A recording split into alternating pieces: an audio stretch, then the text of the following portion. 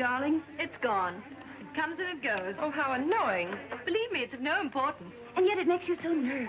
I can only tell you what the doctor said, to forget it and not to worry. Well, I'd worry. Dr. Vengard. I repeat it. Dr. Vengard is the man for you. Don't let's go into that again. I will not be psychoanalyzed. Oh, now, Jill, that's a very middle-class attitude. I'm a perfectly normal woman. Well, that sounds awfully dull. My dear, you mustn't say that about yourself. Not even in fun. Seriously, Jill, go to Dr. Vengard. He certainly did wonders for Molly McLean. Do you know she was suffering so from claustrophobia she couldn't ride in an elevator? Can you imagine what that means to a woman living in a penthouse? And Dr. Vengard cured her? Well, he must have. I read the other day in Winchell's column she ran away with an elevator boy. Oh, Molly McLean? Oh, people.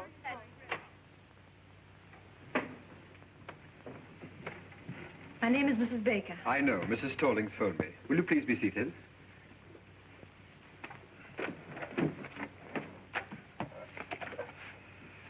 Mrs. Baker. Your first name? Jill. Jill Baker. 685 Park Avenue. 685 Park Avenue. Your age, Mrs. Baker? 22. I'm your doctor, Mrs. Baker. 24. Thank you.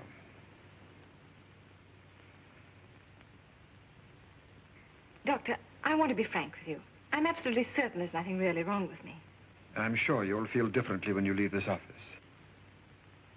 You see, most people know nothing about themselves. Nothing.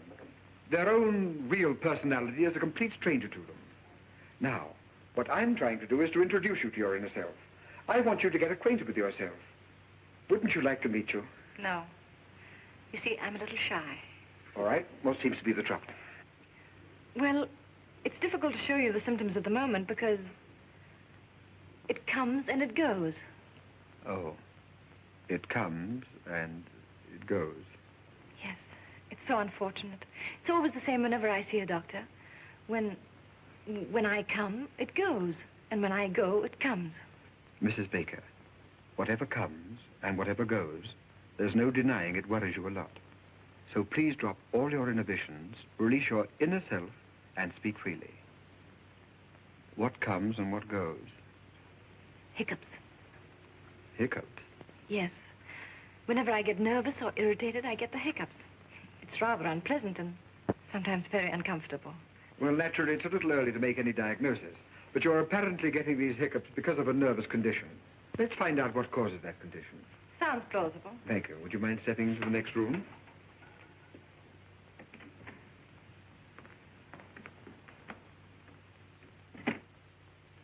Uh-huh. Well, there's nothing unusual in your childhood. Let us examine your present life. Let us look at it through a magnifying glass. Let us examine every detail. Mrs. Baker, you're married, aren't you? Yes. When did you get married? When I was 19. How long have you been married? For 6 years. To the same husband? Yes. Uh-huh. Doctor, please believe me, there's nothing wrong with my marriage. You could go through all Park Avenue and you wouldn't find a happier couple. Well, I'm sorry, but it's my duty to explore every avenue, especially Park Avenue. How old is your husband? 35. His business? He's vice president of an insurance company, but will you please leave my marriage alone? Very well, just relax. We'll talk about something entirely different. Do you suffer from headaches? No. How is your appetite? Good. How do you sleep? Frankly, not so well. How does your husband sleep? Very well. Uh-huh. Now, during one of these sleepless nights, when you wriggle around restlessly, and you look to your right, what do you see? My dressing table. And when you look to your left, what do you see? My husband. Sleeping? Yes. Uh-huh. What are you trying to do? Break up my marriage? No. Just wake up your husband. Well, thank you. That'll be all for today. Doctor, my husband has nothing to do with my sleeplessness. It's just that I'm super sensitive to noises or to the slightest sound. Does your husband snore? No. But I must admit he breathes rather heavily. Oh, he does. I don't think there's anything I can do about it. After all, he has to breathe. I suppose so. Well, Mrs. Baker, I'm afraid your husband's ability to sleep is too big a challenge for you. It's rather like, well, have you ever been on a diet? Yes, a vegetable diet. Well, how would you feel if you had to struggle with a few raw carrots and have someone next to you eat a big, juicy steak? With a large baked potato? Yes. My husband, 2 weeks ago. Well, didn't it make you nervous? No. But now that you mention it, now that I think of it, it is rather irritating. And not very considerate. No, it isn't. After all, husbands expect their wives to keep their figures, but on the other hand... I would call it a complete lack of cooperation. It is. Uh-huh.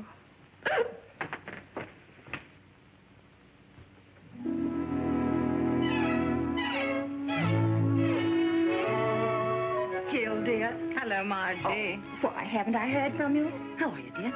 All right. Anything wrong? Oh, Margie, you shouldn't have sent me to that Dr. Vanguard. Did you go back to him? No, and I won't. He's not going to break up my marriage. There's nothing wrong between Larry and me. That's what I say.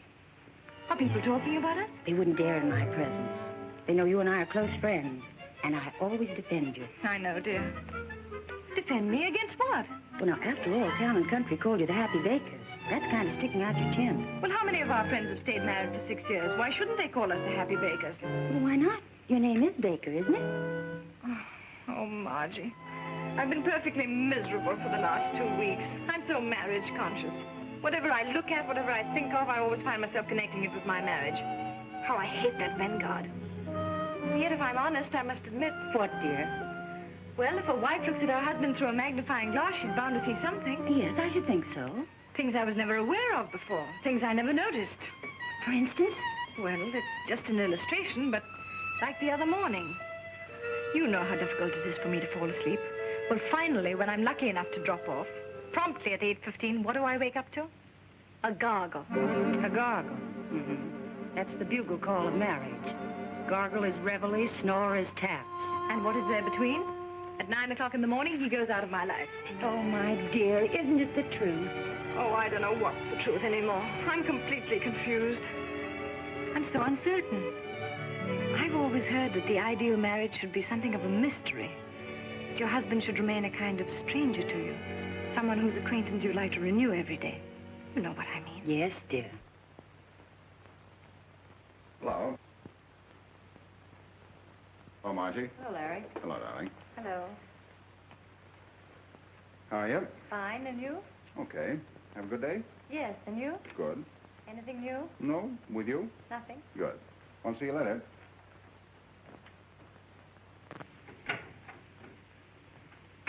Well, what could he say? Why, poor dear, there was nothing new, and he frankly admitted it. Jill, Yes, darling. are the Coopers coming to dinner? I don't know yet, darling. I'll let you know as soon as they phone. I wish you would, because if they're coming, I'll have to shave. All right, darling. Now, I don't want to cause any trouble, but cold facts are cold facts. If Mr. and Mrs. Cooper come, that big, awful-looking Mrs. Cooper, he shaves. And if he has dinner alone with his wife, he doesn't shave. And if anybody should shave, it's Mrs. Cooper. I spent 3.5 hours today at Elizabeth Arden's, but I don't rate a shave. My dear, that's the trouble with 95% of all marriages. Husbands don't shave. Don't men realize that a beard doesn't stop growing at 8 o'clock?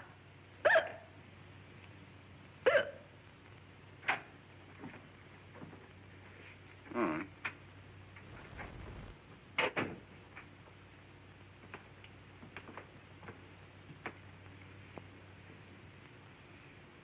Larry, Yes, dear. they're back. Fine. Have a good trip? Who? The Evans. Say, that reminds me. That son of a gun promised to call me as soon as he got back. I'll bet Continental's after him about his annuity. The Evans are still in Bermuda. The hiccups are back. Huh? Oh.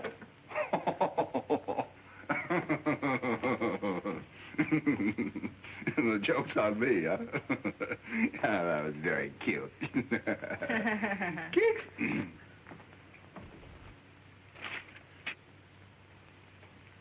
Larry, when you came in just now, you asked me if there was anything new. Oh, say, there is something new. And something very important, too. You know who's coming to dinner a week from Thursday? The president of Universal Mattress and the president and secretary-treasurer of United Furniture and some other high executives of both companies. Oh, good grief. Oh, I know it's going to be one of those nights, but Universal Mattress and United Furniture have merged. They're reshuffling their entire insurance account. Now, the tough man to crack is Kafka of Universal Mattress. I've done a little detective work. He's a Hungarian. As a matter of fact, they're all Hungarian. So let's give the dinner a kind of Hungarian touch, huh? Now, look, Larry. Oh, now, listen, darling. I don't expect you to behave like a gypsy, but let's hire a Hungarian cook and make him a wonderful goulash. Kafka will love it. I'm going to get that insurance account if I have to stuff that Hungarian like one of his own mattresses. Oh, and to make him feel really at home, Our foreign division manager tipped me off. Just before they start to eat, you say, Eggeshegera.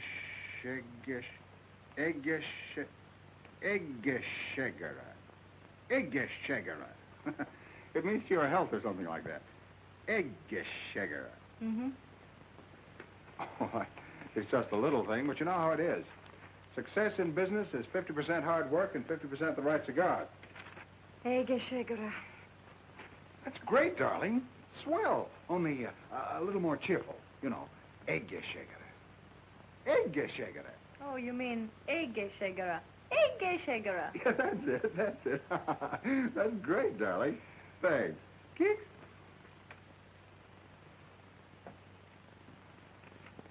Larry, Hmm? why'd you do that? Do what? Keeks. Why, I always do that. Why? Well, why does one do things? But when you do it, what does it mean? Is there some underlying thought? I don't know. I never tried. But you do it to me. Well, you're my wife. And that gives you the right to poke me in the stomach whenever you want to. Darling, don't you feel well? Fine.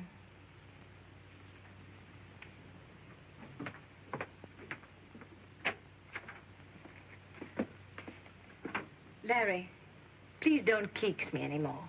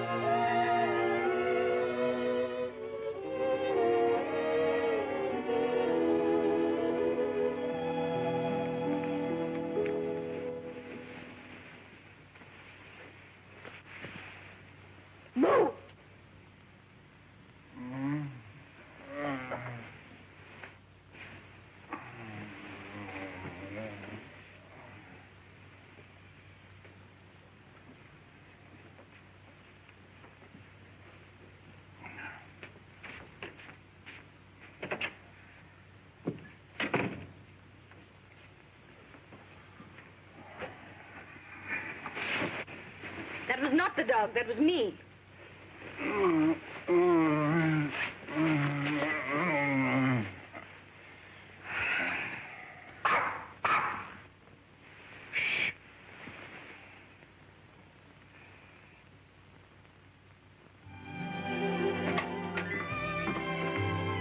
How'd you do? How do you do, Mrs. Baker? Dr. Vanguard will be a little delayed. I hope you don't mind.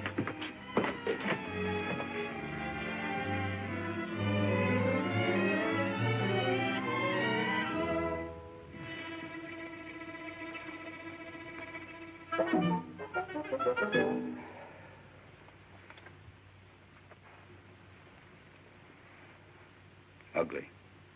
Ugly.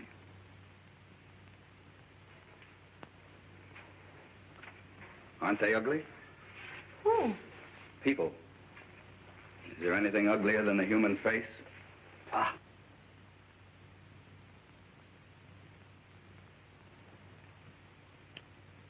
You mind if I smoke?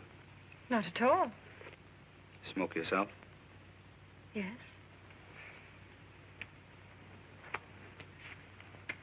You haven't got a cigarette, eh? Yes.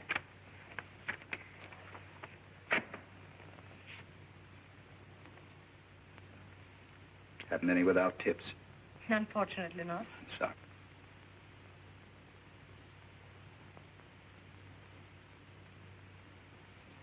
Pui.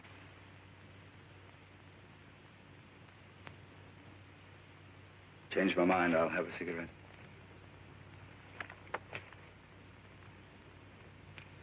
Yes, thank you. You seen this doctor before? Yes? How much do you charge? I really don't know. I haven't asked. Oh, you didn't have to. Dr. Vanguard just phoned. He'll be detained at least another half hour. Another half hour? Well, we have two alternatives. We can read a magazine or we can talk. This is a lovely day, isn't it? Yes. Yes, well, that takes care of that. Let's forget it. Do I bore you? Oh, no, on the contrary. Let me warn you that I say what I think. I'm a complete individualist. Oh, really? I'm against communism, capitalism, fascism, Nazism. I'm against everything and everybody. I hate my fellow man and he hates me. Sounds rather amusing. So I amuse you. I'm a clown, eh? Pagliacci. Oh, no, I didn't say that. All right, don't apologize. This, Vanguard a good doctor? I'm sure he'll do you a lot of good. Why do you say that? What's wrong with me? I really wouldn't know. After all, I'm not the psychoanalyst. What's wrong with you? Nothing. Why are you here? You don't go to a psychoanalyst to have a tooth filled. So what's wrong? I think we'd better read magazines. All right.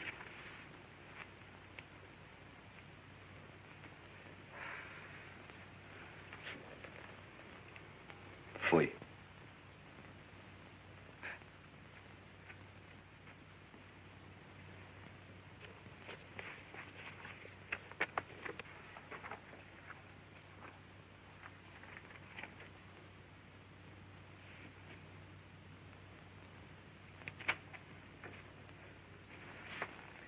I hate to bother you again, but what does one have to do to be happy? I think Dr. Vanguard would know more about that than I. More than you, Mrs. Baker?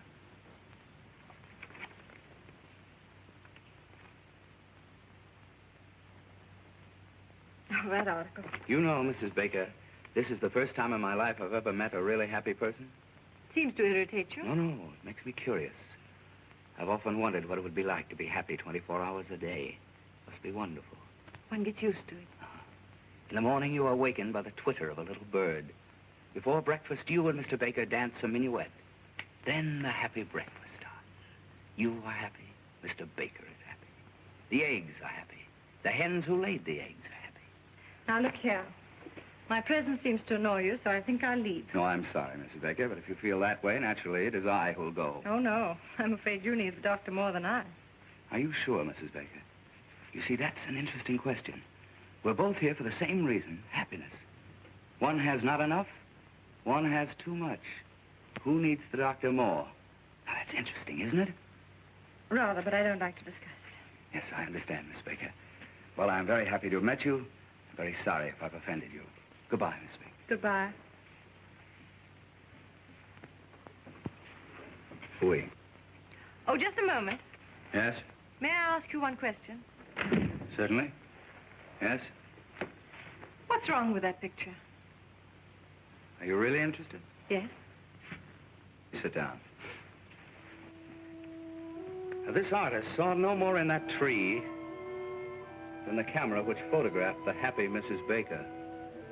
It's only the surface. Art goes much deeper. You see, if I were a painter and I were to paint you, I don't know what the picture would look like. It wouldn't look like that photograph. Do I make sense? Yes. Quite a bit of sense.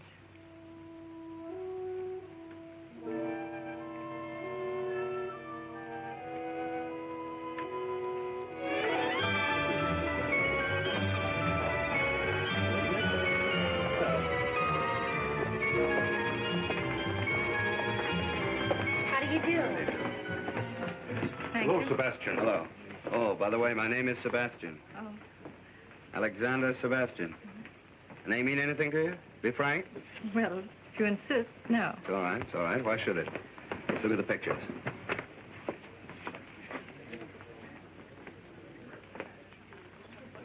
Number 15. Child with trumpet. No good. I was afraid it was. The artist hasn't found himself yet. When he does find himself, where is he? Child with trumpet. The child's all right, but he's missed very badly on the trumpet. Didn't he? That won't live. I hope not. Fui. That's almost great. Who painted it? A woman. No man could be so malicious. 26. Eleanor Stroud. Portrait of Alexander Sebastian. No use denying it. That's me. That woman didn't paint me. She performed an autopsy. She saw me. Frankly, the whole thing looks to me like a puzzle. Puzzle. That's correct. Good. I was a puzzle to her, but she was no puzzle to me. And that's a revenge. See, when I first saw that picture, I was terribly upset. I don't blame you.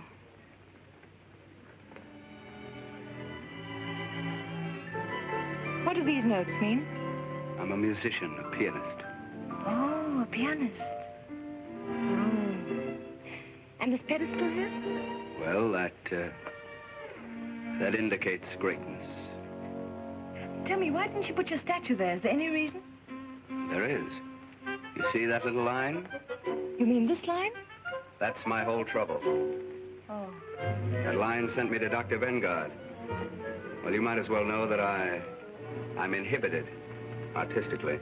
Let's have a drink. Oh, just a moment, just a moment. Yeah. What about this clock? A clock? Yes.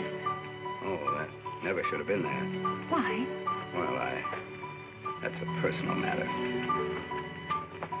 Are you sorry that you came here? Oh, no. No, on the contrary.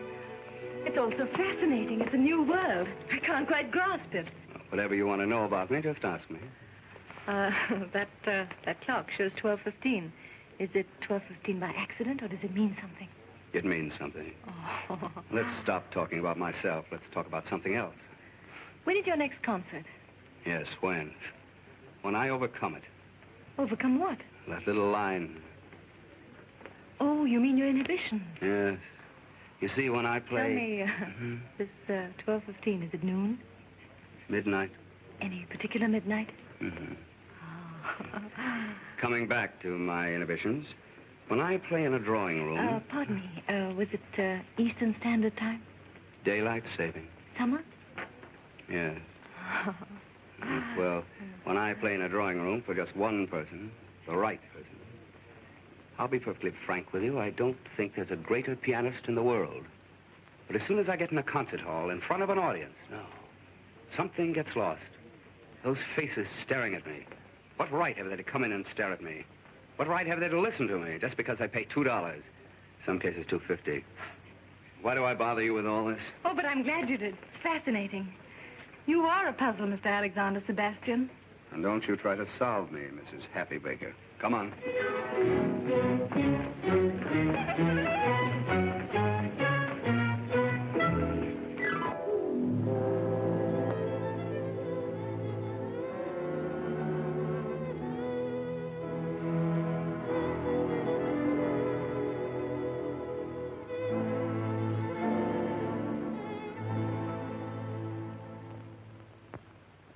Mrs. Kopka, Mr. Januszek, Mrs. Yaroshi, Mr. Jones. Jones? How does a foreigner like that get in here tonight? He's Mr. Baker's lawyer. Oh. Well, I suppose you always have to have a lawyer with Hungarians.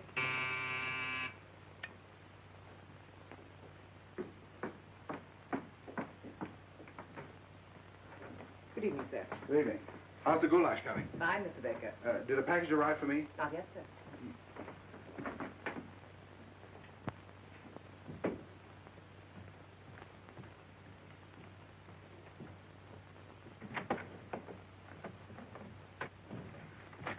Oh, darling. Hello, dear. Anything new? No. Have a good day? Marvelous. All set for a big night? All set? Ha-ha. Remember your word? Eggeschegera. Eggeschegger. That's it. Good. What is it? Your package had arrived, sir. Albert didn't tell me. Oh, fine.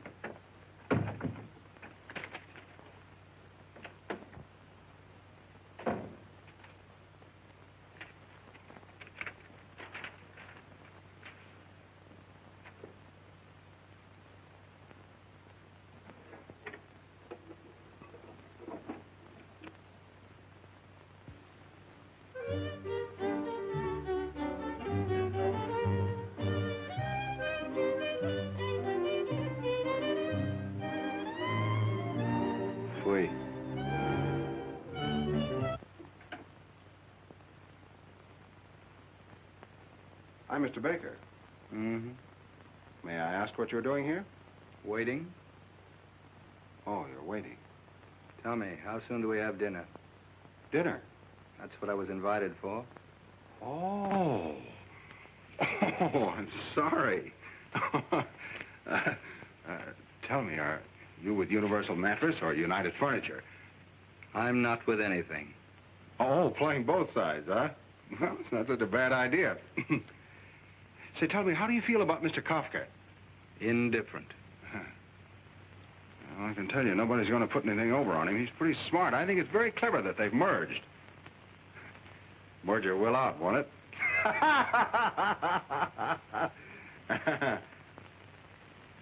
Yeah. Look, you want me to enjoy this evening, don't you? Why, yes, certainly. All right, come here. This vase insults me. It's ugly. Let's put it away. Oh, sure, of course. The customer's always right. Anything else in the room you'd like to change? Lots. Well, I think we're going to have a very enjoyable evening. I'll let you in a little secret. We've got goulash. Goulash. Yeah, goulash. Scrambled eggs for me. Well, only a suggestion. Will you forgive me? I must dress. Just continue to make yourself at home.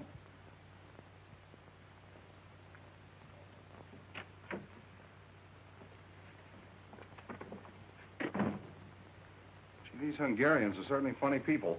Have they come? Well, one of them has. Look, dear, aren't we dressing? Why? Well, he isn't. Oh, that's Mr. Sebastian. Who's he with? With. He's against everything. He's an individualist. Is he that rich? Oh, he doesn't care anything about money. How do you know? Dear, it's Sebastian. Alexander Sebastian. I told you the other day, but that's the trouble. You never listen to anything I say. Makes no impression. Oh, I remember now. That piano player. He's not a piano player. He's a pianist. And pretty soon he'll be very important. Someday you may be very happy to insure his hands for $100,000. Look, darling, I'm giving this dinner especially for these Hungarians. Could he pay a premium? I don't know, and I don't care. You know, sometimes I don't understand you. Here we've got a $500,000 insurance possibility tonight. I've gone to all this trouble to get up a special Hungarian evening for the president of Universal Mattress. And you invite this piano player. You should know better. Musicians and mattresses don't mix. Look, Larry, for 6 years I've been living insurance, and I'm tired of being an annuity. Can't I just myself spend one evening with Rimsky-Korsakov and Stravinsky? Rimsky-Korsakov? Stravinsky? Who else is coming? Why didn't you invite the whole Philharmonic and have them bring Deems Taylor along as commentator? Oh, all right, all right. Let's drop the whole thing. If you don't want him to play, he won't play. Play? Say, that's not a bad idea. Maybe he could liven up the party, huh? If Mr. Sebastian consents to play, which I doubt, but if he does consent, it won't be Hungarian swing. Well, what will it be? Something you'd have to pay $2.50 to hear. You mean like Carnegie Hall? Exactly. Not in my house. Not tonight.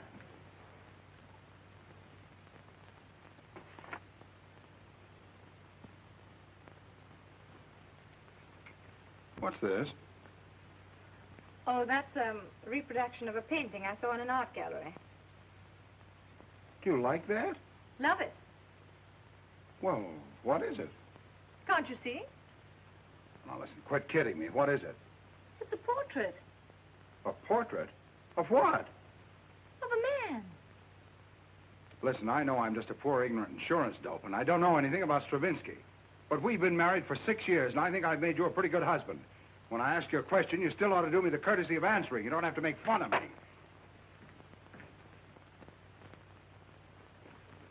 You know what this is? The Grand Canyon.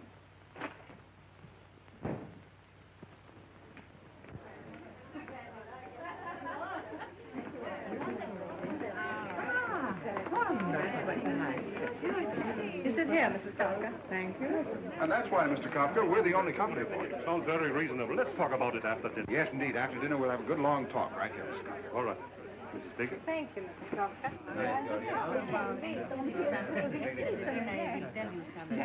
Yes. You mean not even Lohengrin? Especially not Lohengrin. I give you all of Wagner. Except one passage in Tristan. That's really good, but you never hear it played right. Perhaps someday I could hear you play it as it should be played. Perhaps. I don't eat strawberries. Oh, I'm sorry. All right.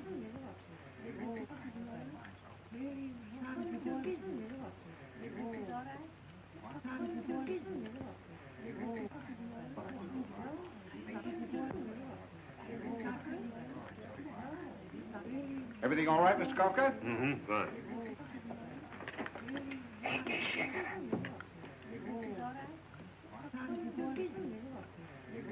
Egészségére. Egészségére. Egészségére? Milyen jól mondta ki. Hallottátok? Azt mondta, hogy egészségére.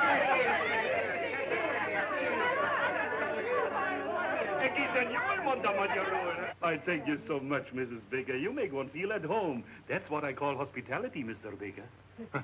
I didn't know she knew it. I wonder where she picked that up. What does it mean? To your health. Oh, isn't that nice? And she pronounced it so well. Igen. Igen, szívem. Ugye milyen jól mondta ki magyarul? Igen, nagyon jól. Nagyon jól. Nagyon jól. Egészségére. Én már régen nem beszéltem magyarul. How comes you speak Hungarian? Were you born in Hungary? No, I studied music in Budapest. Budapest. Jaj, Budapest. Oh. I lived at, what's the name of the street? Andorussia. Andrássy úr. Andrássy úr. Hát én ott laktam az Andrássy úr, 54 számmal. 54? Én ismerem. Igen. Ott volt a kávéház. Andrássy kávéház. Minden délután ott volt az Andrássy. Annál szebb utca nincs is a világon. Gyönyörű, Minden nap ott sétál.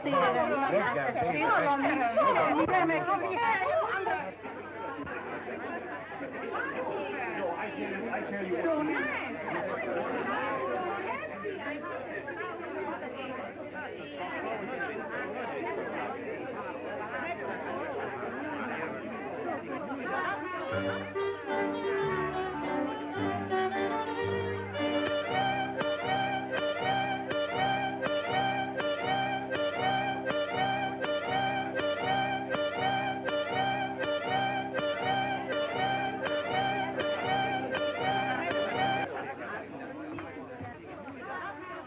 I just got a call.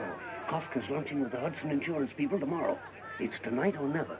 What about the legal aid? My office is working overtime drawing up the contract. All right, I'll go right after them. Well, enjoy the goulash, Mr. Kafka? Good goulash. Very good goulash.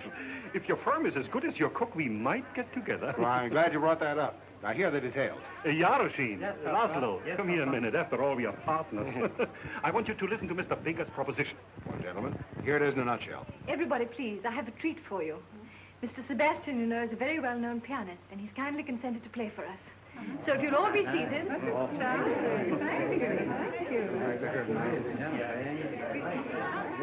Does he have to play? Don't worry.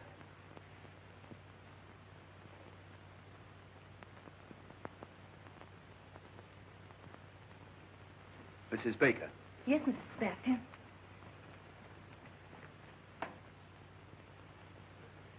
Would you mind moving from here, please? Yes.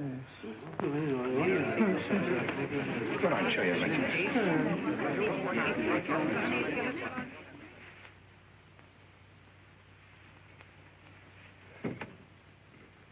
It's locked. That's odd. The key. Two silly words. Who could have locked the piano? Where's the key? I don't know. It's a funny idea. Why should anybody lock the piano? It's too ridiculous. Why should anyone lock the piano? The key. As I was saying, Mr. Kafka, my proposition's a very simple one, but a very sound one. I broke it. Don't you worry. I won't. Now, Mr. Sebastian, please tell us. What are you going to play? Well, first I'm going to play... Mrs. Baker. Yes, Mr. Sebastian. All right.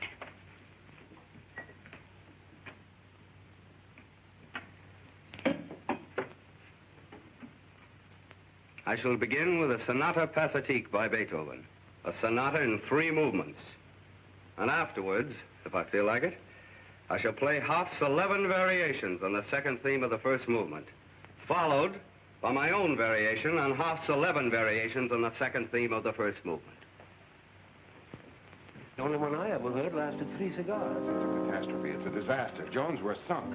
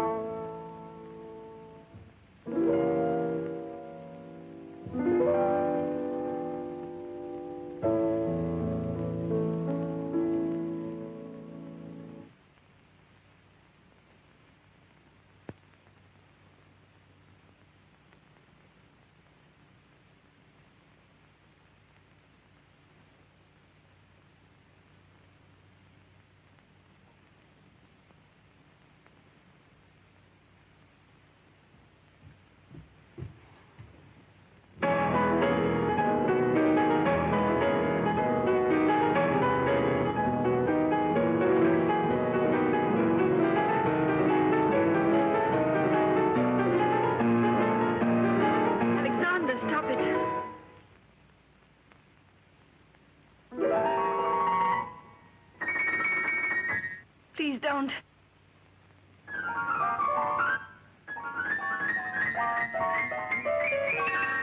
No. No.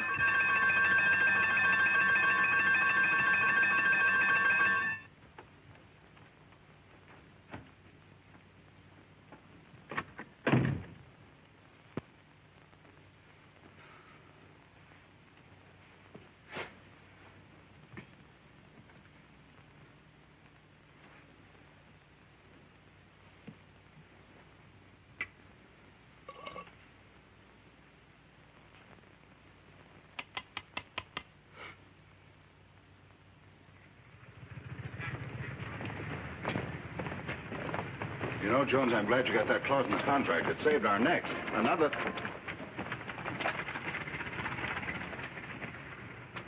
Wait a minute, I'm going to have some fun. How do you do? How do you do, sir? About that picture in the window. It's very good, don't you think? No fooling. What is it? It's a portrait of a man. Oh. Well, certainly. What else could it be? Excuse me, sir, not everybody understands modern art. Well, thanks. If you're interested, it's only $500. $500? Must be quite a man. Well, it's not the man. He happens to be rather an obscure musician. Musician? What kind of a musician? Pianist, I think. Is it by any chance Alexander Sebastian? Well, that's who it is. You recognized him. He seems to be a friend of yours. Wouldn't it be amusing to have him at your home permanently? Not very amusing.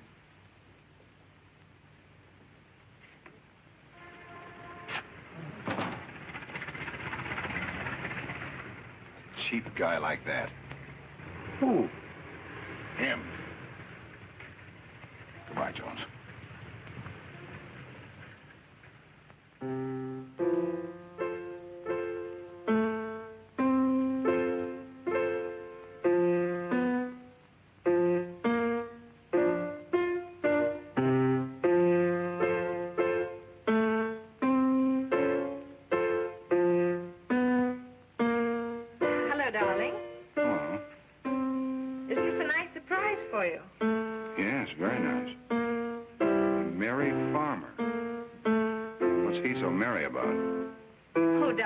Begrudge me a little music, do you? Oh, no. Anything new? Well, this, isn't it enough? Yeah, plenty. Have a good day? Fine. You seem to be feeling better these days. Oh, yes. I slept 10 hours last night. And, Larry, the hiccups have completely disappeared. Isn't that good news? Yeah, very good news. Are you still going to Dr. Vanguard? Oh, no. I don't need Dr. Vanguard anymore. I'm so busy with my music and visiting art galleries that I haven't even time to think of any doctor. Oh. Isn't that wonderful? You know, I'm beginning to see something in this. Yeah, it starts to look like a man. Huh? Why did you say that? Well, the other night. Oh, you took that seriously. I was only kidding. How could that be a man? I was nervous about the dinner party, and I said whatever came into my mind. I'm sorry, darling. No, dear, no, I don't agree with you. It does look like a man. Now, don't be stubborn. Can't you take a joke? Well, then, what is it? It's a meadow. It's called Meadow in Spring. Oh, in spring. Huh? Yeah. And those little notes of music, what do they mean? Oh, that's the shepherd playing his pipe. Shepherds play pipes, don't they? Oh, sure, yeah. Mm-hmm. And the clock at 12:15? Oh, I don't know exactly what that means, but I guess it's probably lunch. The shepherd eats and then he plays his pipe. Really, darling, you talk as though you've never been in a meadow. You see, in modern art, they're trying to break down the conventional forms. They're trying to get away from what you expect. It's all done by indication.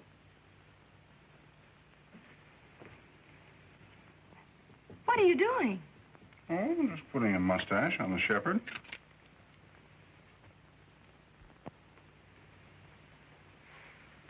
Knock that guy right through his piano. Now, that'd be the worst thing you could do. You'd just make her feel sorry for him. Don't make a martyr of it. You've got to look at this thing from a woman's angle. Now, wait a minute. Miss Aiken, will you come in, please?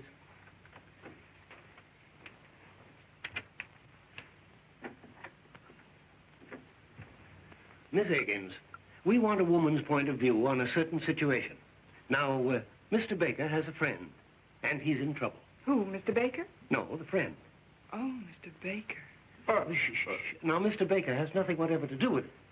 Let's call the friend Mr. Brown. Now, Mr. Brown has a wife. Mrs. Brown. Exactly. Mr. and Mrs. Brown have been married for, how long? Well, say 6 years. Yeah. They live in Toledo. 6 years in Toledo. That's bad. All right, then, let's say New York. Now, Mr. Brown is worried about his marriage. Things are not going along as well as they used to. What kind of a man is this, Mr. Brown? Very nice. Wouldn't you say so? Yes, very nice. Is he attractive? Very attractive. Don't you think so? Yes. And yet she's complaining.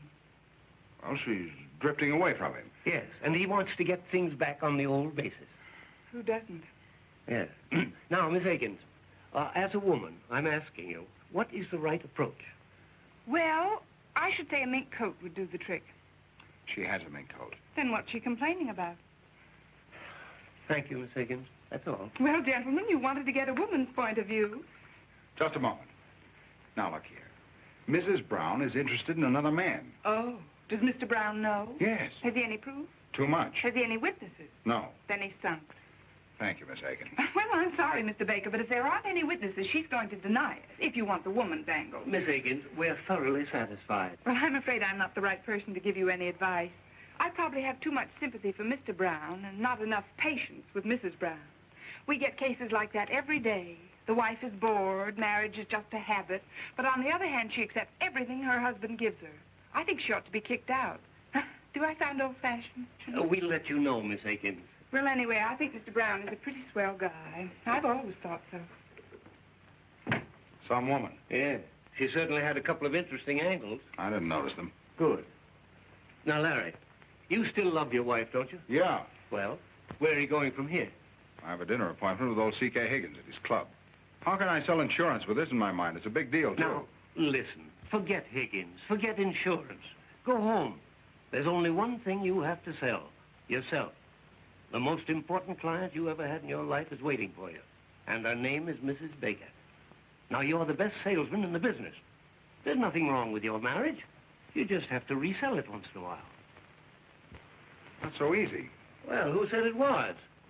Was it easy to sell hail insurance in Southern California? Just find the right slant. A new one. Selling marriage with a new slant, huh? A new slant. Yeah, that's not a bad idea. But what is that new slant? That's what I'd like to know. What is it? What is it? What is it? Selling marriage with a new slant.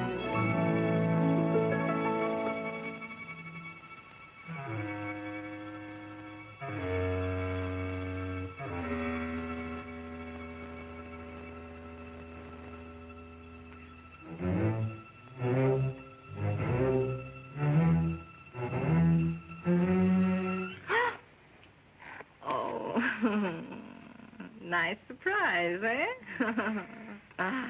Hello, my genius. Who are you going to be this evening? Come, tell your little cadenza. Are you Mozart, playful, tender? Or are you the thundering Beethoven, strong, fiery, unyielding? Come, darling, tell your little cadet.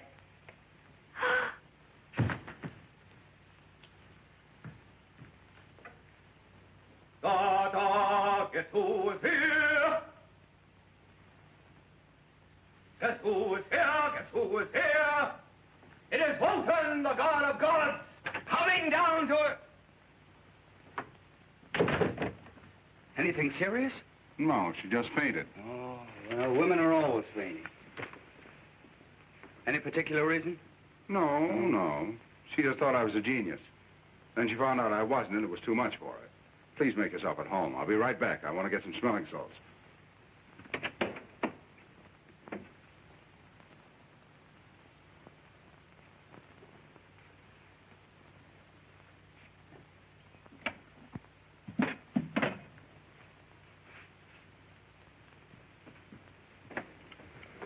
Now, look, Vicar, let's get this straight. There's going to be a very heated discussion. We're going to insult each other. It can't be avoided. You're going to accuse me of something which I'm going to deny and you're not going to believe. So before this battle starts, let's get one thing straight. I'm not going to fight. My hands are my only livelihood, and I'm not going to risk them on your jaw. Here, Mozart, wake up your little cadenza.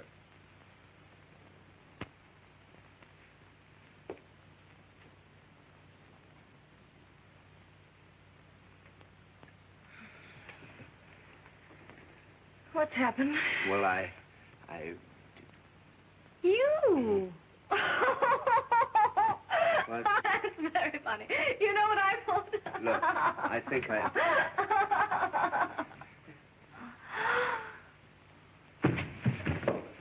What?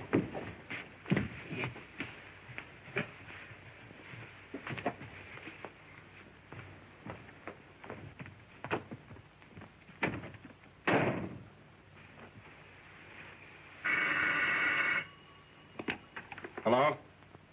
Hello, Jones. I'm still selling. You were right. It needed an entirely new slant. I think I've got a new one.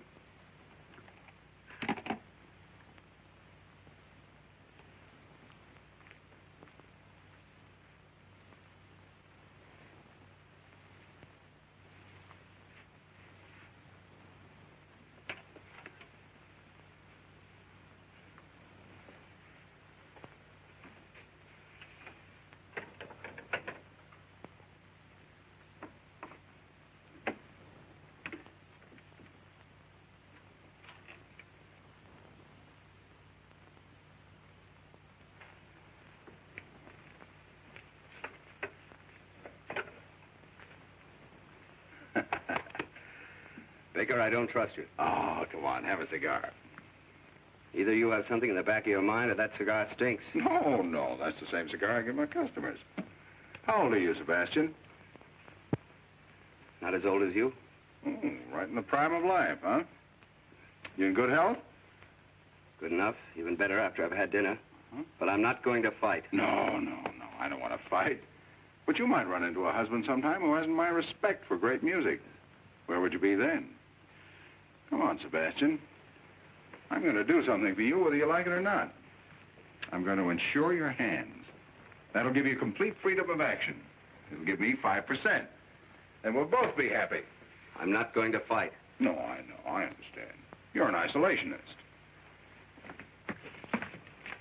Isolate yourself over there. You know, the best part of this whole thing is that we... Sit down. We can write this hand insurance as a subclause to your life insurance. Life insurance? What do I want with life insurance? Have you any dependents, any relatives? Relatives? Fui. I'll tell you.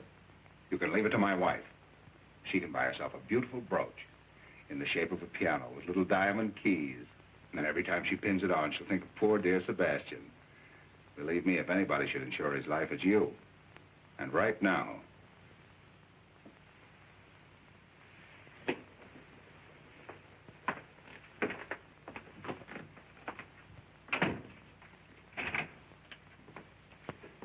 Now then, Where were you born? I'm not going to fight. So you love my wife, don't you? Love your wife, Baker? Oh, so that's what you've been driving at. Oh, now I understand the whole thing. Oh, really, Baker, you should be a little ashamed of yourself. Great big insurance man like you deals so successfully with human nature. You should know better than that. Naturally, I think your wife's very attractive and very charming. She likes music. What's that thing loaded? Yeah. Oh, now, look, Baker, get it out of your mind. I don't love your wife. Well, it's going to be a great day in the musical heaven. I can just see Beethoven calling over to Mozart. Hey, Mozart, dust off the piano. Look who's coming, the little genius. That's not funny. Now, this isn't funny either. I love my wife. I've loved her for 6 years. For 6 years, we've been together. And along comes a guy like you and breaks everything up just because you've nothing else to do. You're not going to get away with it. You loved my wife earnestly and sincerely, and you'd come to me and told me about it. Well, that would have been one of those things. I'm not old-fashioned. If you both felt that you would have been happier without me, what can I have done? Pack my suitcase. I wouldn't have to do this. Oh, you know, Baker, kind of had me worried there for a minute. When you pulled out that revolver, I thought, he is a conventional citizen. No sense telling the truth to a man like that. But now I see the real Baker, modern, up to date. Baker, I'm going to open up to you. Of course I love your wife. You're sure? Positive. Well, then I won't have to shoot you. I don't think it'll be necessary. Well, we've got a clean-cut situation on our hands. You love my wife, and my wife loves you. Well... Oh, yes, she does. I've seen it with my own eyes. Well, there's only one thing left for me to do.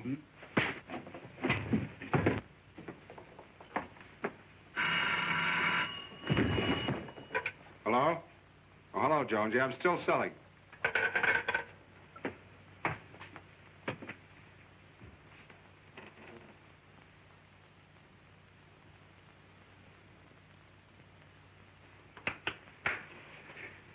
Did I hit back? No. Good. Shouldn't have done that, Baker. I know, and I'm sorry. Shouldn't have done it. I slipped back into the old-fashioned Baker. I probably won't do it again. I'm not going to fight.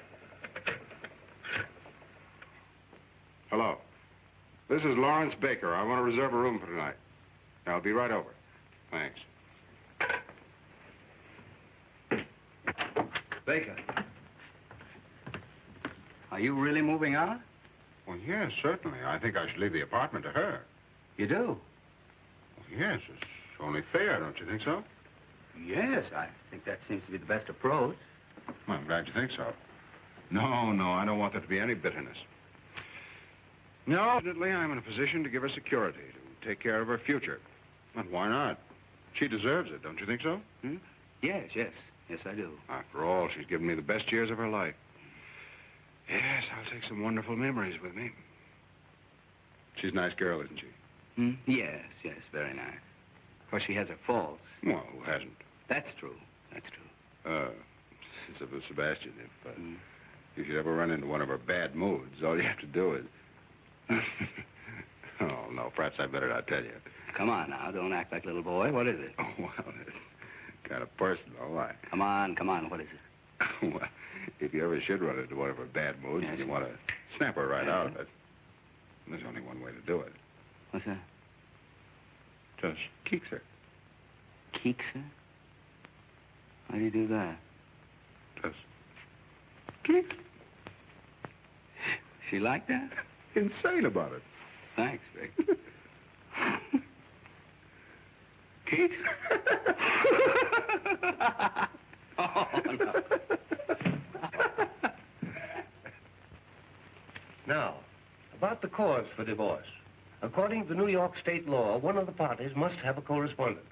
Oh, there must be some less embarrassing way. Not in New York. Well, you don't have to do it. I'll get the correspondent. Oh, no. I wouldn't like to put you in that position. Well, that's all right. But why should you take the blame? Oh, it's okay. It's quick and painless. Very white of you, Baker. Thanks, Sebastian. That leaves the property settlement. The following agreement has been reached between Lawrence Baker, hereinafter referred to as a party of the first part, and Jill Baker, hereinafter referred to as the party of the second part. It is understood that the party of the first part transfers title to the apartment at 685 Park Avenue to the party of the second part. What about the furnishings? Yes, what about them? Well, I didn't understand that you Oh, were... yes, I want everything transferred to the party of the second part. Can't we take that up later? No, let's get everything settled now. You're entitled to it. Oh, now look, Now, he's only trying to be fair. you're too generous. No, just fair. That's all. Well, if there's anything you want... Oh, I don't need anything. What would I do with it? But Larry... He lives in a hotel. Where would he put it? He'd only have to pay storage. That's right. Well, I'd better change this.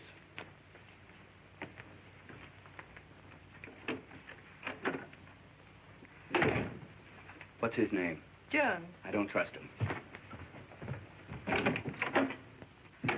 Well, here we are. Mm-hmm. Baker versus Baker. Sounds awful, doesn't it? Everything legal does. Oh, about this correspondent. Yes? Who's it going to be? Oh, I don't know. Anyone in mind? Mm-hmm. I have several promising prospects. Oh, you have? Mm-hmm. Yes, I think we can clear up the whole matter in about 4 weeks. Sounds pretty good. Mm-hmm. Tell me, it isn't Mary Logan. Mary Logan is a correspondent? Oh, I think I can do better than that. After everything's straightened out, I think I'll take a trip to South America.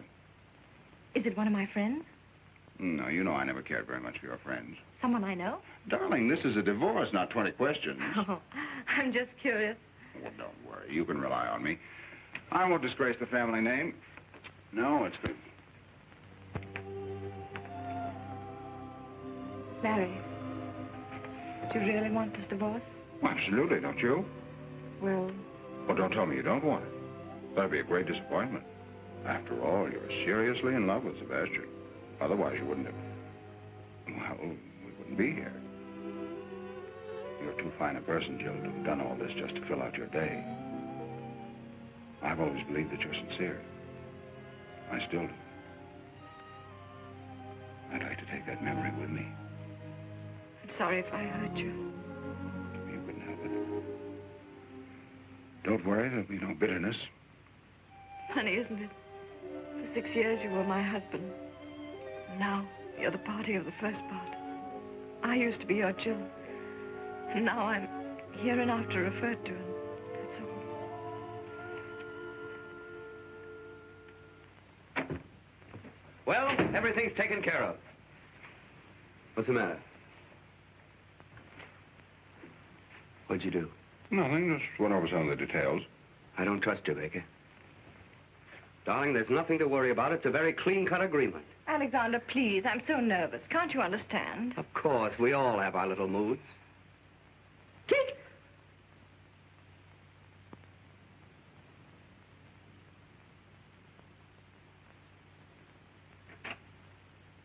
Now, let's read this again. The following agreement has It's been reached... unnecessary, unless we can agree on the correspondence. Well, it's none of your business. Darling, it is. Keep quiet. It is my business. You're not going to make me the laughing stock of the whole town with some girl. A girl I don't even know. Oh, no, you're not going to have that triumph, Mr. Baker. Goodbye.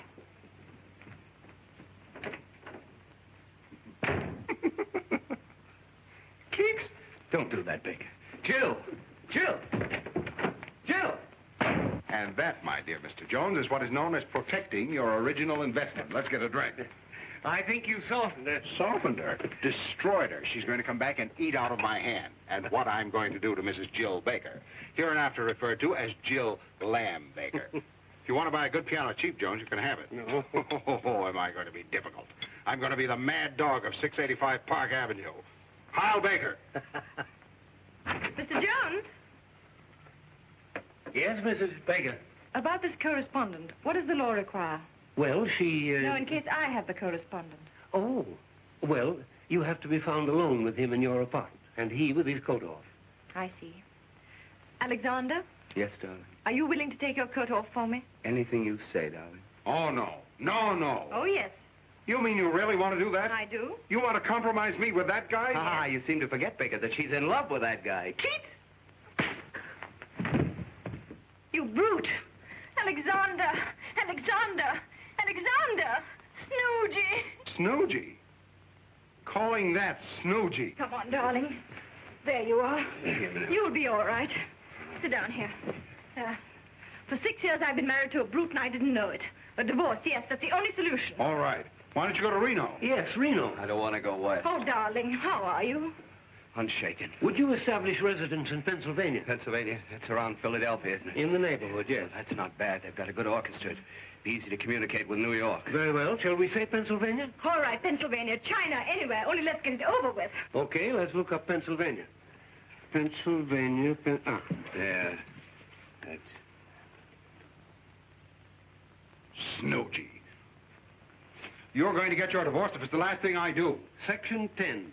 Innocent spouse may get divorced provided the other spouse shall have, by cruel and barbarous treatment, rendered life intolerable and burdensome to said innocent spouse. Sounds promising. Shouldn't be difficult for you to be barbarous. No, my innocent spouse. What do I have to do? Well, let's call in a witness. Let's say, my secretary. And first, you two start a quarrel. With pleasure. And then I'd say, maybe you slap her face. Slap her face? Oh, no.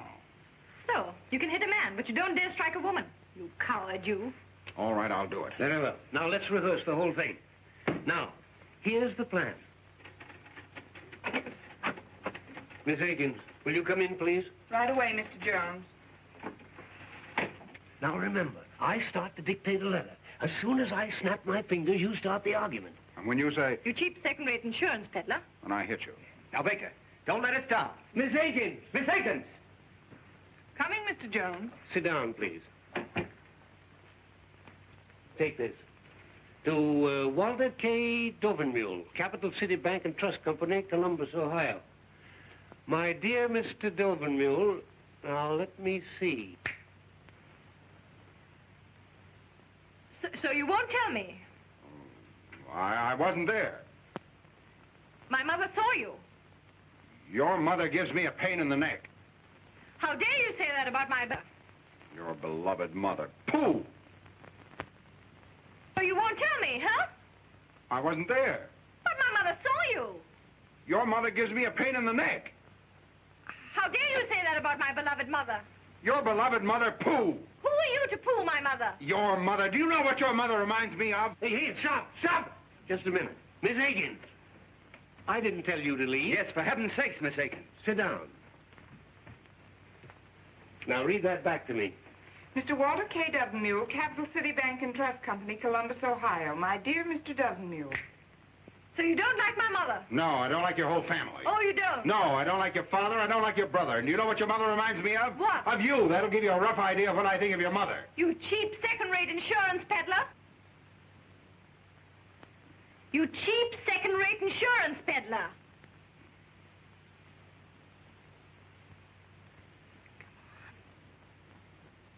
What she called you, cheap second-rate insurance peddler. Yes.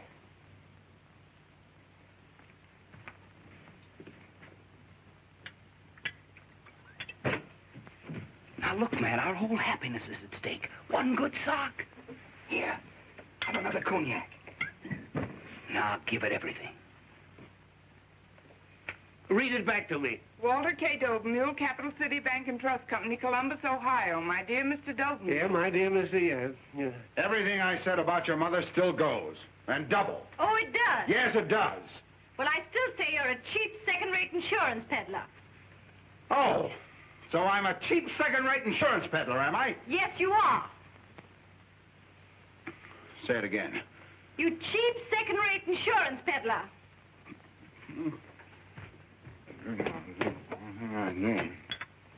Fui.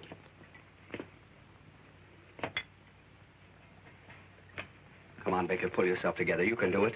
Swell guy like you. Read it back to me. Walter K. Dovenmule, Capital City Bank and Trust Company, Columbus, Ohio. My dear Mr. Dovenmule.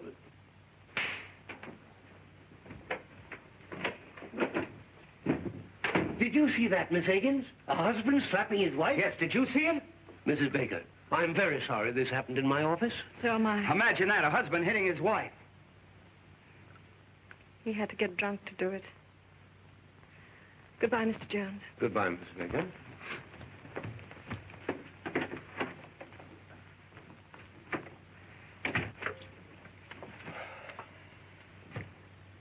What about Walter K. Dovenmule? Tell him I'm out.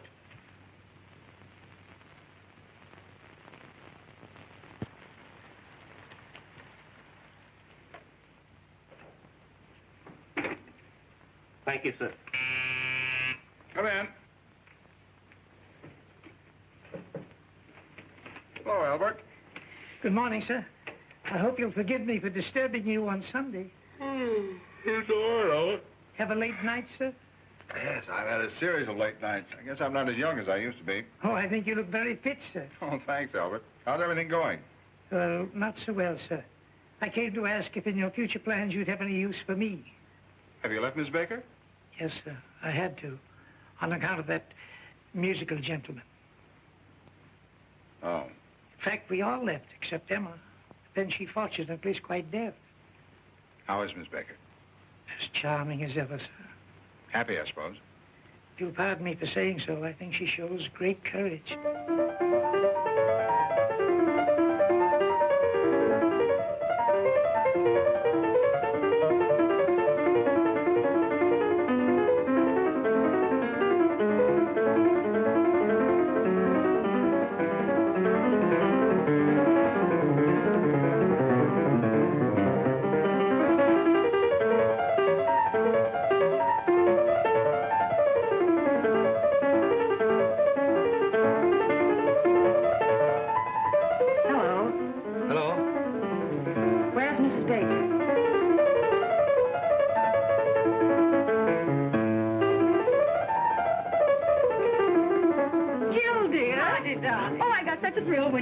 Why shouldn't I, old friends like us?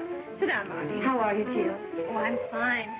I hear you're going to Philadelphia. Oh, did you meet Alexander? Yes, but I didn't want to bother. He's practicing for his new concert. I understand.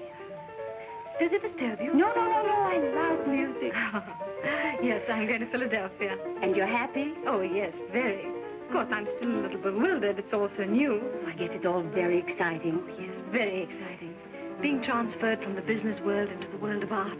Nothing but Bach and Tchaikovsky. That's Bach he's practicing. Oh, yes. You sure it doesn't disturb you? Oh, no. I love it. You don't have to be ashamed. Not everybody likes Bach, so if you want him to stop... My dear, I wouldn't think of it. The whole thing sounds so very romantic. Yes, very romantic. Oh, by the way, have you seen Larry? Yes, I saw him last night at Monte Carlo. Larry at the Monte Carlo? Yes. Imagine. Just a moment.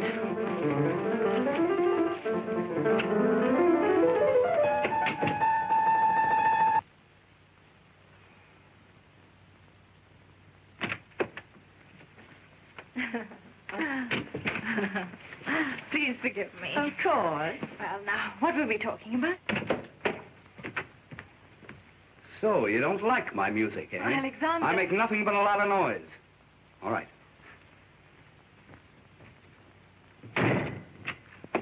Fui. Isn't he original? Oh, very. I hope you don't mind. No, not at all. I love to make him angry. He turns into a big grizzly bear. It must be fascinating. Jill? The bear.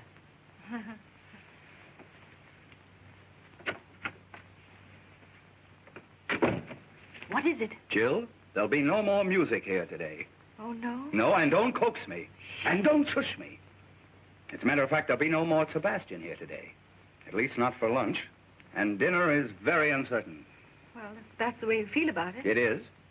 Jill, I can be very impossible. Goodbye.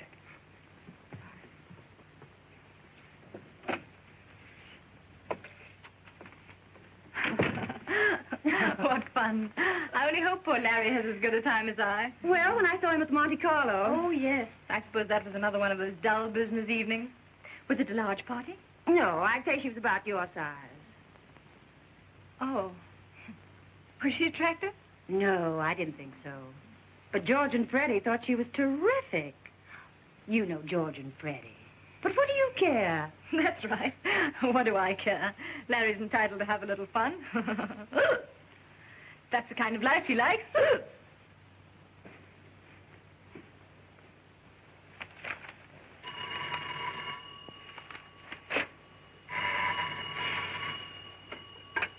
Hello?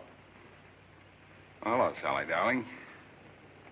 I feel pretty good considering. What about you? Mm-hmm. That's right. Huh? Well, no, I'm sure you took it with you when we left for the Monte Carlo. Wait a minute.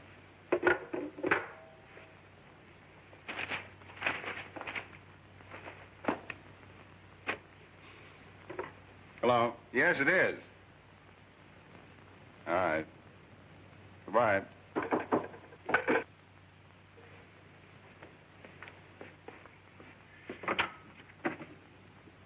Hello. Hello. You going to throw me out? Jill, you shouldn't come up here. It's rather embarrassing. Well, I was just passing by. But after all, if Sebastian finds out... Oh, don't worry about that. But I do. A girl engaged to be married, coming to a bachelor's apartment, and unannounced.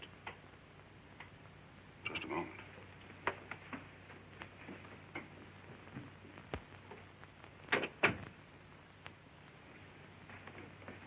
Well. I seem to be intruding. Look, Jill, what do you want to see me about? Someone here? What do you want, Jill? Well, I was driving by and... Oh, right on the 31st floor? Well, you said you wanted some kind of remembrance, and I'm on my way to Cynthia Knox's tea, and I had to pass by, so I picked up a few things. Some snapshots of us taken together. Thought you might be interested. Thank you. Aren't you going to look at them? Oh, yeah. Well, it's the first time we met. There's one of you sitting in my lap. Our wedding, our honeymoon. That's very nice, thanks. Anything else? I heard you were at the Monte Carlo last night. Yeah. Sleepy? Huh? Yes. Well, give my regards to Cynthia Knox. Who? You were on your way to Cynthia Knox's tea room. Oh, yes. I like your apartment, Larry. Lovely. Charming. Yes, very, very charming. In such good taste. Pretty. So cozy. Lovely curtains. And such a beautiful view. Yes, such a beautiful view. I'm sorry. That was rather foolish. Please forgive me. Oh, Larry, I did make quite a mess of things. Oh, everything turns out for the best. You can't mean that, Larry. I can and I do. Larry, please don't make me go to Philadelphia. Please don't. Oh, Madam has changed her mind. She gets a little tired of marriage and she walks out just like that. What does she care if she makes a fool of her husband or how much she hurts him? Then she gets a little tired of piano music and she comes back and says, oh, it was just a little whim of mine, so please trot back to the old homestead. You break up a whole life and then think you can put it back together again in one afternoon. Oh, no, it's not that easy. I didn't expect it to be easy. To tell you what I think of you would take more than just one afternoon. How about dinner? Dinner? Couldn't we just have dinner together tonight? Well, I'm sorry, I'm engaged for dinner. Oh, that girl. Yes, that girl. I don't like your tone. I'm sorry. First you try to mess up my life, now you want to spoil that girl's Sunday. Sally doesn't get every day off, you know. Sally works hard. Oh, she does. Now, what's wrong with that? Nothing. She doesn't have everything dumped in her lap like you. She hasn't time to go to crazy art galleries, play around with second-rate musicians, or go to psychoanalysts. She hasn't a husband to pay for her complexes. Sally's a mighty fine girl, much finer than your Mr. Sebastian. She doesn't wear your shirts either. Did he take? Oh, skip it. Here. You promised to love, honor, and obey. And here. That's the first time we met. That's an awful picture of me. But you were a fine girl. I didn't bore you with my insurance then. You listened to everything. You wanted to know everything about me and my work. You wanted to help. Oh, Larry. And here. I remember everything you said to me. I'd love to say it again, Larry, if you'd only give me the chance. Just to forget it again. No, Larry, never again. I swear. There's no use pretending. I'm defeated.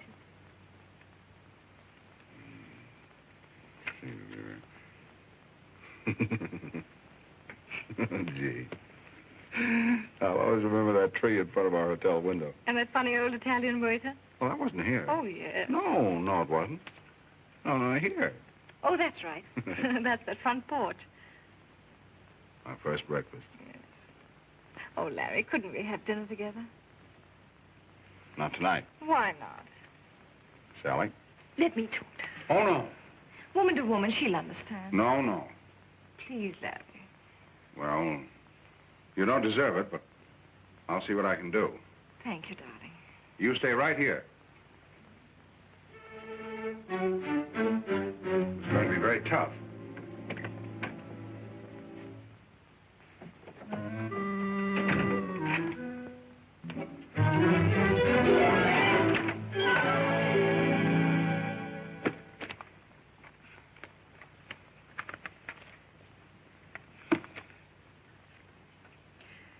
Sally Akins.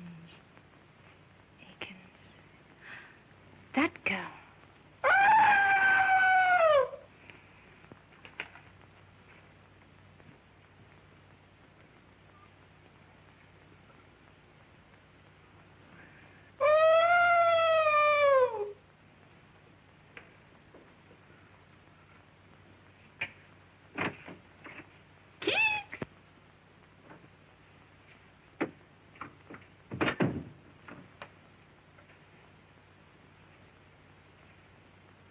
How'd you do, Miss Akins? Oh, hello, Mrs. Baker.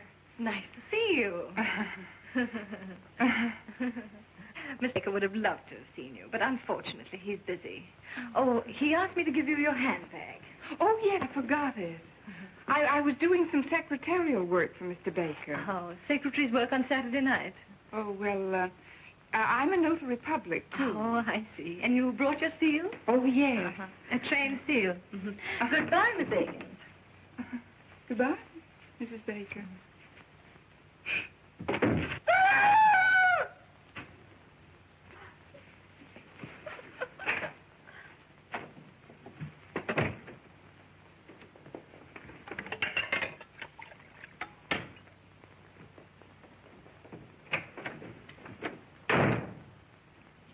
Sweet. Sweet.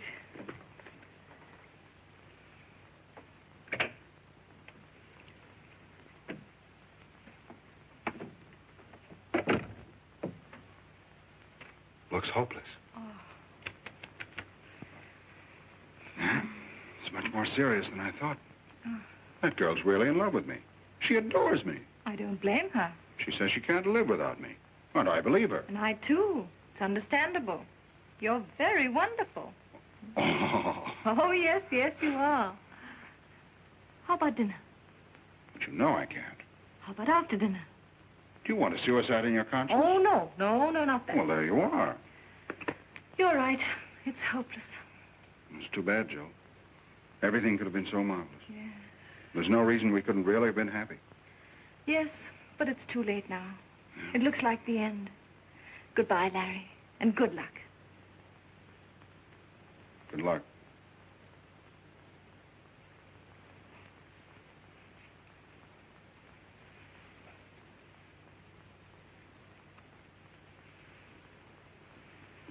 I'll talk to her again.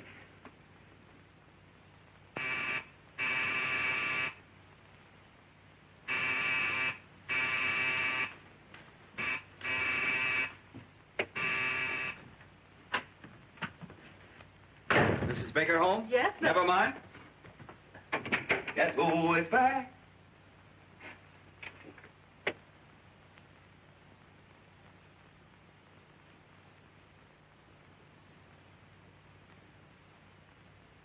It's Bolton, the god of gods, coming back to Earth.